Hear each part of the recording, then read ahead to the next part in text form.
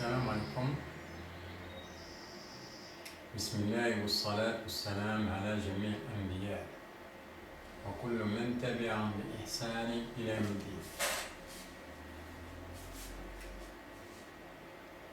Dans cette séance-là, je vais vous donner certains exemples de versets qui parlent de la prière indirectement. On prend par exemple le verset qui dit أعوذ بالله من الشيطان الرجيم بسم الله الرحمن الرحيم في بيوت أذن الله أن ترفع ويذكر فيها اسمه يسبح له فيها بالغدو والآصال. Nord 36. S'il vous plaît. Dans des maisons qu'Allah a permis que l'on élève et où son nom est invoqué, le glorifie, on aide, matin et soir. Nord 36. Si on prend par exemple la première tranche du verset jusque-là, dans des maisons qu'Allah a permis que l'on élève et où son nom est invoqué. Donc, on a des maisons, c'est-à-dire des mosquées, et on a l'invocation. Donc, il s'agit de la prière. Le glorifie, ça c'est pour justifier, le glorifie en elle. Donc, c'est sûr que c'est la prière, puisqu'il parle de la glorification. Matin et soir, glorification, et on a le temps, matin et soir. Donc, c'est la prière, et c'est la prière obligatoire. Bien sûr, il s'agit de la prière, c'est une prière collective. Dans la mosquée, on fait la prière collective. On prend notre verset qui dit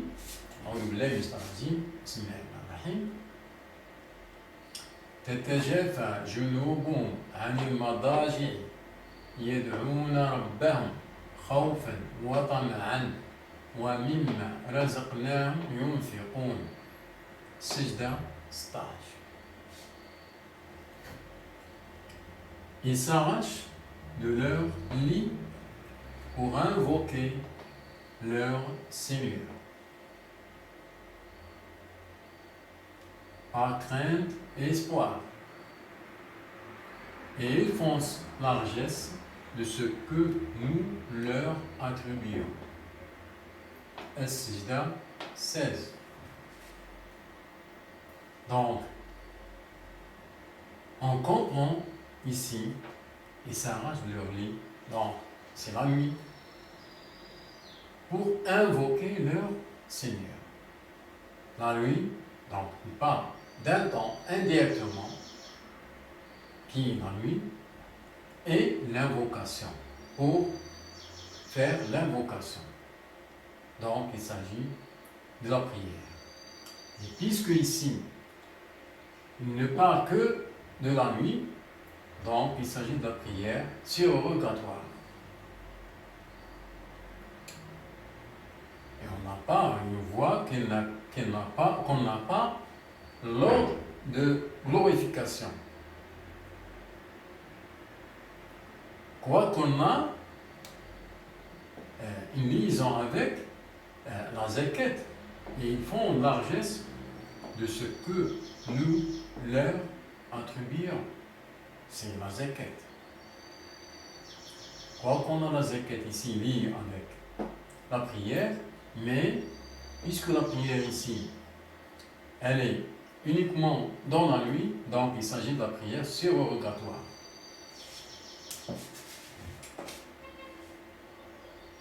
On prend un autre exemple de verset qui dit أعوذ بالله من الشيطان الرجيم بسم الله الرحمن الرحيم كانوا قليلا من الليل ما يهجعون وبالأسحار هم يستغفرون ذاريات 17 18. Ils dormaient peu la nuit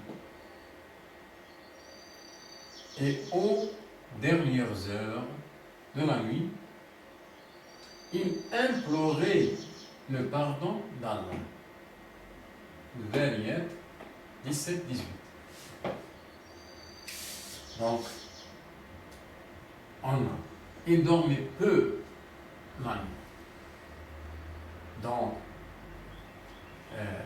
la totalité de la nuit presque, elle est où et aux dernières heures de la nuit, il implorait le pardon d'Allah.